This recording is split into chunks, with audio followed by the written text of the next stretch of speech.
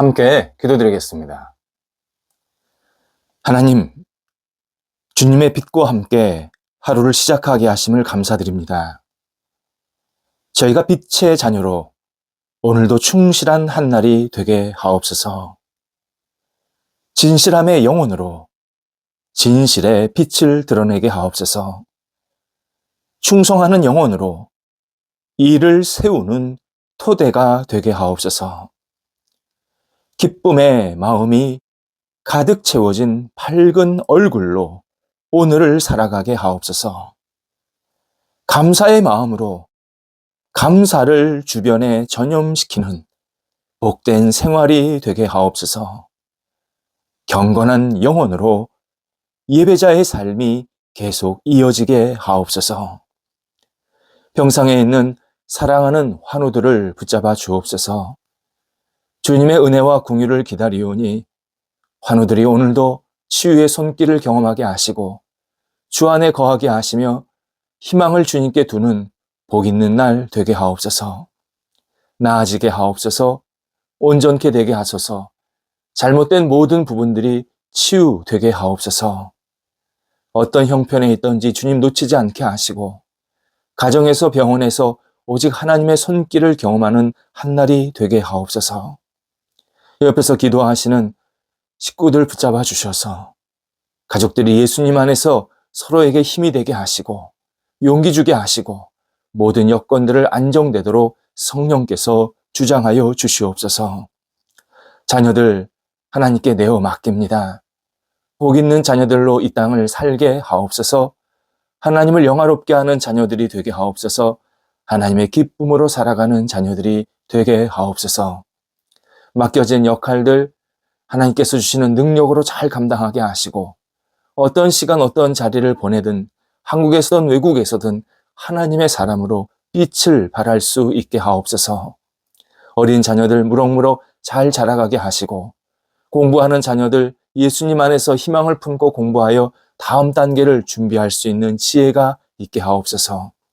장래 여러 가지 고민과 생각을 가지고 기도하는 자녀들, 직장, 만남을 가지고 기도하는 자녀들을 붙잡아 주셔서 문이 열리게 하시고 하나님의 뜻을 이룰 수 있는 하나님께 마음껏 쓰임받는 하나님의 분복이 넘쳐나는 자녀들 되게 하옵소서.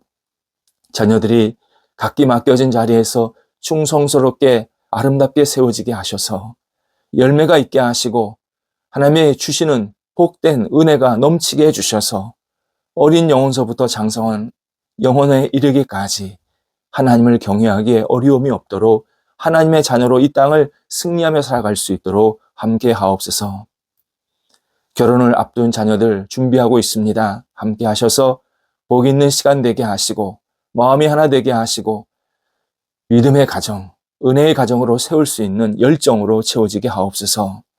독립한 세대들을 붙잡아 주셔서 하나님께서 함께 하심에 꿈이 넘쳐나게 하시고 주님과 동행하면서 맡겨진 역할들을 한 발자국 한 발자국 감당하며 앞을 향해 나아갈 수 있는 복된 삶이 되게 하옵소서. 일터를 붙잡아 주옵소서. 성도들의 일터가 은혜 가운데서 굳건히 세워지게 하옵소서. 한국에서 외국에서 조직과 모임과 나라를 대표해서 일하고 있는 귀한 사랑하는 성도들이 있습니다. 함께 하셔서 이 성도들이 맡겨진 역할을 감당할 때마다 국내외적으로 인정과 칭찬받게 하시고 하나님의 뜻을 이룰 수 있게 하옵소서. 하나님, 일터 속에 어려운 것 주님께서 하시나이다. 넉넉하게 극복하게 하시고 희망이 있게 하시고 주 앞에 모든 것을 내어 맡기며 이 어려운 시간이 오히려 하나님을 만나고 의지하는 복 있는 시간이 될 수 있도록 역사하여 주시옵소서. 비전을 품게 하소서. 일터에 거룩한 희망이 넘쳐나게 하시고 문이 열리게 하시고 진행될 때마다 하나님의 뜻을 이룰 수 있게 하시고 복된 결실이 맺히게 하옵소서. 인간의 생각, 인간의 계획이 아니라 하나님의 뜻과 계획과 목적과 그리고 원대한 희망을 채울 수 있는 일터들이 되게 하여 주셔서 우리 성도들의 일터가 하나님 나라에 크게 쓰임받게 하시고 하나님의 기쁨이 돌려질 수 있는 복된 시간들, 역할들이 날마다 충실하게 있게 하여 주옵소서. 출타하는 성도들을 붙잡아 주옵소서. 오고 가실 때 성령께서 함께 하시고 감사한 마음으로 잘 다녀오시도록 인도하여 주시옵소서. 저희 나라 안정되게 하시고 안정을 넘어서 더 발전하고 성숙할 수 있게 하여 주옵소서.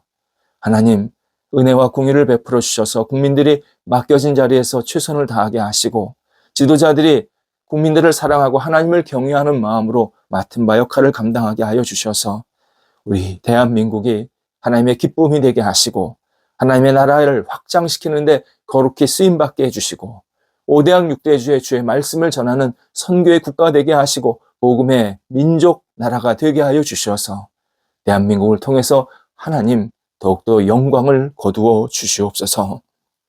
성도들 새롭게 한 달을 시작합니다. 도우셔서 지혜롭게 준비하게 하시고 힘차게 앞을 향해 나아갈 수 있는 감사와 열정이 넘쳐나는 한 달이 될 수 있도록 인도하여 주시옵소서. 예수님의 이름으로 기도드립니다. 아멘. 오늘 우리에게 주시는 하나님의 말씀은 구약성경 느헤미야서 1장 1절에서 3절 말씀입니다. 느헤미야서 1장 1절에서 3절 말씀입니다. 살아계신 하나님의 말씀을 봉독합니다. 하가랴의 아들 느헤미야의 말이라. 아닥사스다 왕 제20년 기슬루월에 내가 수산궁에 있는데 내 형제들 가운데 하나인 하나니가 두어 사람과 함께 유다에서 내게 이르렀기로 내가 그 사로잡힘을 면하고 남아있는 유다와 예루살렘 사람들의 형편을 물은즉 그들이 내게 이르되 사로잡힘을 면하고 남아있는 자들이 그 지방 거기에서 큰 환난을 당하고 능욕을 받으며 예루살렘 성은 허물어지고 성문들은 불탔다 하는지라. 아멘. 성경을 통해서 삶의 목적과 희망을 묵상하고자 할 때 언급할 수밖에 없는 한 사람, 바로 느헤미야입니다.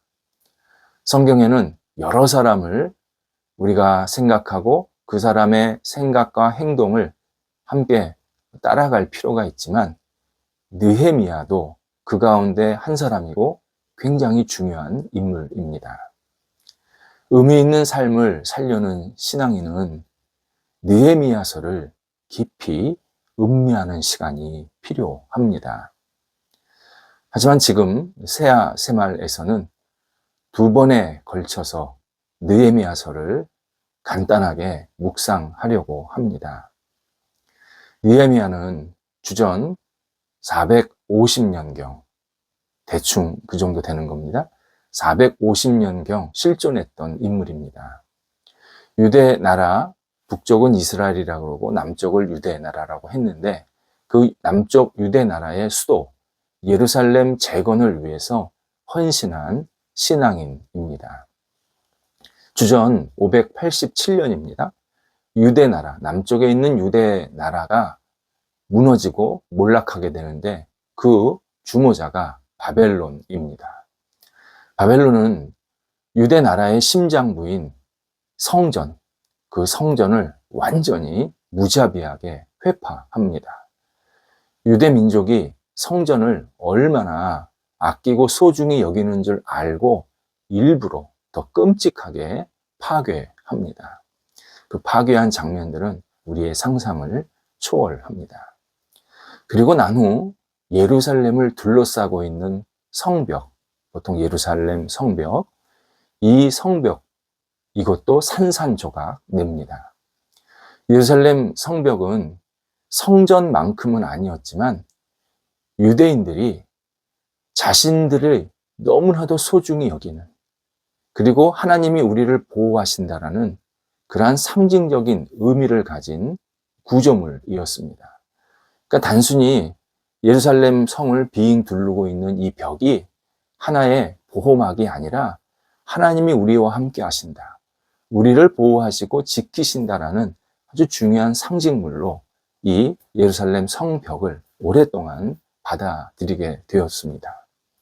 하지만 바벨론 사람들이 이 소중하게 여기던 성벽을 무너뜨렸을 때 성전이 무너지는 듯한 그러한 마음을 유대 민족 백성들이 갖게 되었고 결국 우리의 현재와 미래는 없어졌다라는 충격과 상실감도 느끼게 됩니다. 바벨론은 이렇게 유대인들에게 강력한 충격을 주면서 백성들을 대규모로 포로 잡아서 자국으로 이동시킵니다. 다 노예 그리고 유린하는 데 사용한 겁니다. 그렇게 바벨론이 포로 잡아왔던 유대 백성들 가운데 후손들이 있지 않겠습니까? 이제 포로 잡힌 이후에 그 후손 가운데 하나가 느헤미야입니다. 바벨론은 유대 나라를 무너뜨리고 난 후 약 50년 후에 나라가 망하게 됩니다. 물론 이것을 성경에서는 하나님의 심판이라고 표현을 하십니다. 바벨론은 새로운 강대국이었습니다. 바사, 페르시아입니다.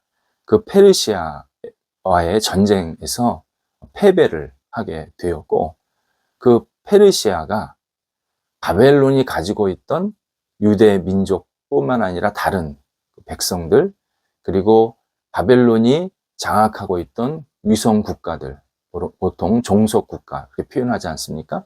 그 위성 국가들까지 다 차지하게 됩니다. 당연히 바사는 유대 백성들도 차지하고 다스리게 되었습니다. 바사 초대 왕이 고레스인데요. 이 고레스가 자국이 승리한 것을 기뻐하면서, 또 고레스가 하나님을 믿는 사람이었는데 하나님께 감사하는 마음으로 유대 민족을 고국으로 보내게 됩니다. 그래서 포로에서 첫 번째 귀한 백성들이 생기는 겁니다. 귀한, 그러니까 예루살렘으로 돌아갔다라는 뜻입니다. 그 첫 번째 돌아갔던 사람이 자료에 의하면 5만 명, 약 5만 명 정도가 첫 번째 포로에서 귀환이 됩니다. 이 포로에서 돌아온 사람들이 제일 먼저 예루살렘에서 한 일이 자신들의 집을 지은 게 아니라 예루살렘 성전을 먼저 건축하게 됩니다. 건축했지만 굉장한 시련과 어려움의 과정들을 거칩니다. 이 과정 자체가 또 하나의 역사인데, 어쨌든 많은 우여곡절 끝에 결국 성전을 새롭게 건축하는 그러한 시간을 갖게 됩니다. 그게 516년 정도 됩니다. 주전 587년에 유대 나라가 망했으니까 516년, 약 70년 정도 만에 성전이 다시 세워지게 된 것입니다. 한편 바사는 유대 백성들에 대한 실질적인 주권 국가였기 때문에 계속해서 유대 백성들을 이렇게 통제도 하고 보내기도 하고 이런 일들을 하게 됩니다. 그때 있었던 일이 느헤미야서의 배경입니다. 그러니까 바사가 유대 민족을 계속 통제하고 또 한편으로는 계속 포로로 귀환시키는 그 과정, 역사 속에서 느헤미야서가 쓰여지게 된 겁니다.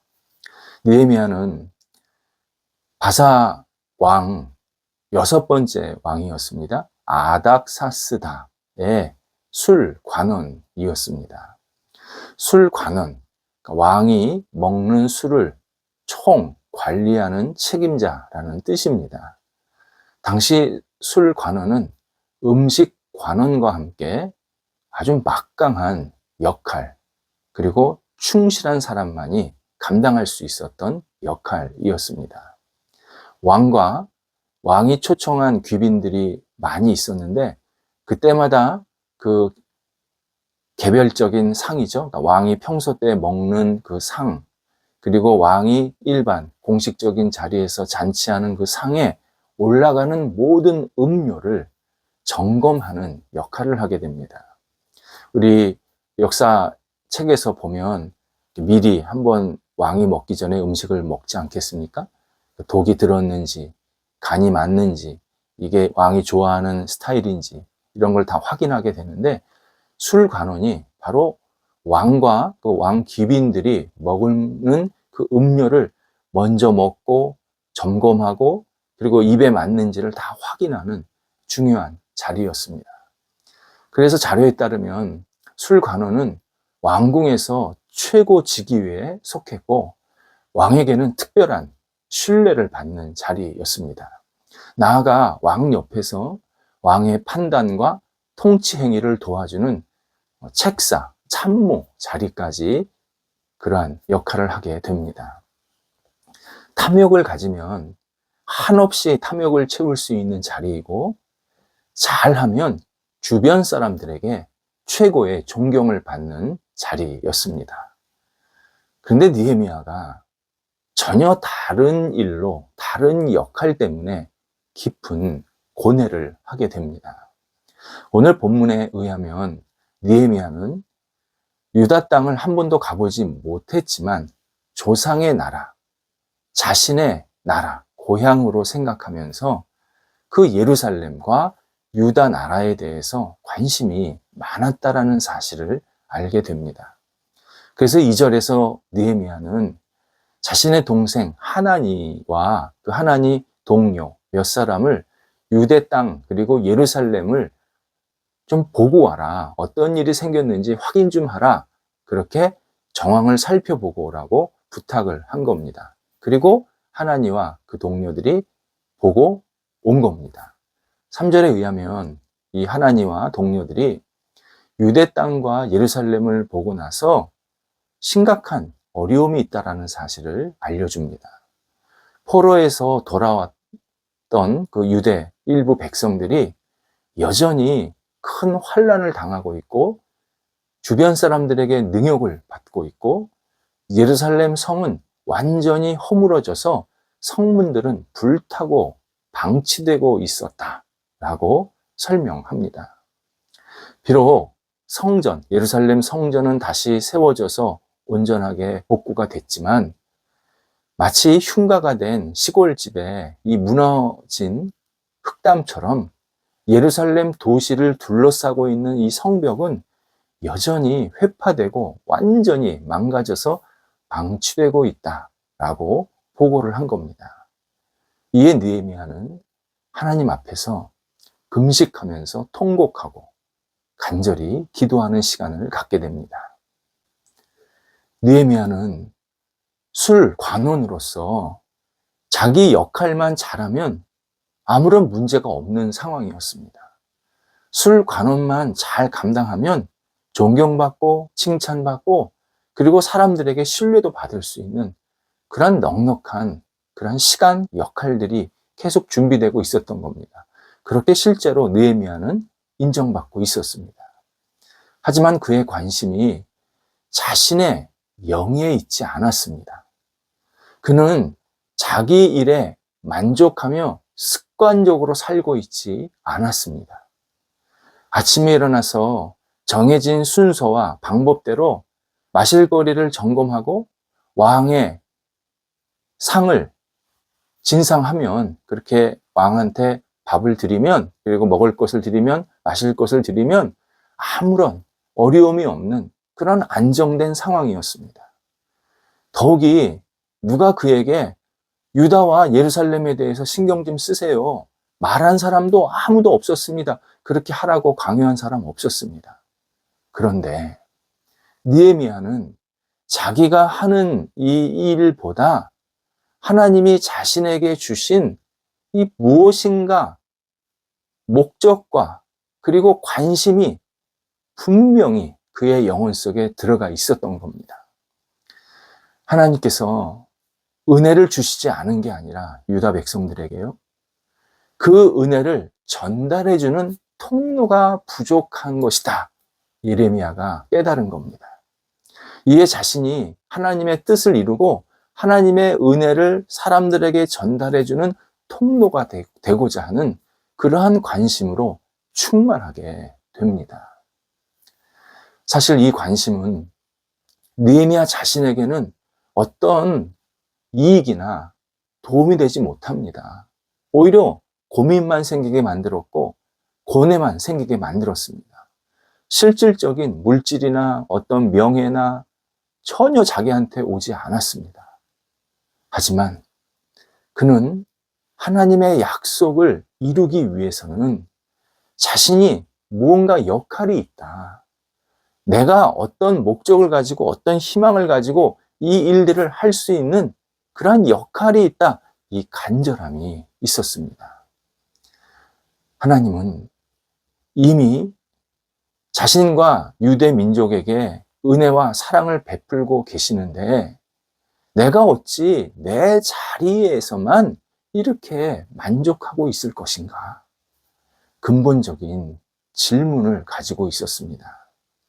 그러면서 내가 하나님의 뜻을 이루는 것에 어떤 역할을 해야겠다.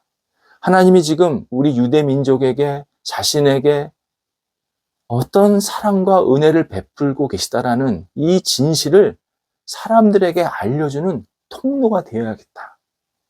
이것을 분명히 목적과 희망을 삼고 어떤 역할을 하고자 하는 간절함이 생기게 되었습니다. 자기 자리에 만족하며 사는 삶은 결국 습관에서 벗어나지 못합니다. 내가 내 일에 만족하면 그때부터는 그거 유지하려고 얼마나 애를 쓰는지 모릅니다.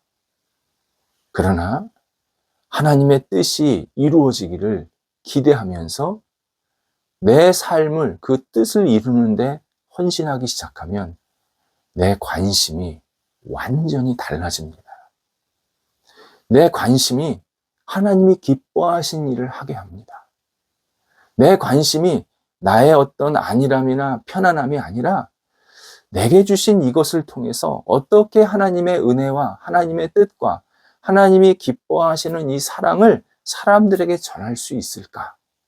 이러한 마음의 기대감과 관심을 갖고 어떤 행동을 하게 만드십니다. 우리의 삶은 습관이 돼서는 안 됩니다. 끊임없이 관심을 갖고 그 관심에 따라 움직이는 삶이 되어야 합니다. 그 관심이 우리가 하나님의 뜻을 이루는 아주 좋은 동기가 됩니다. 기도하겠습니다. 하나님, 저희가 하나님 안에서 주님께서 주신 관심을 갖고 저희들에게 맡겨진 역할들을 감당하기를 원합니다.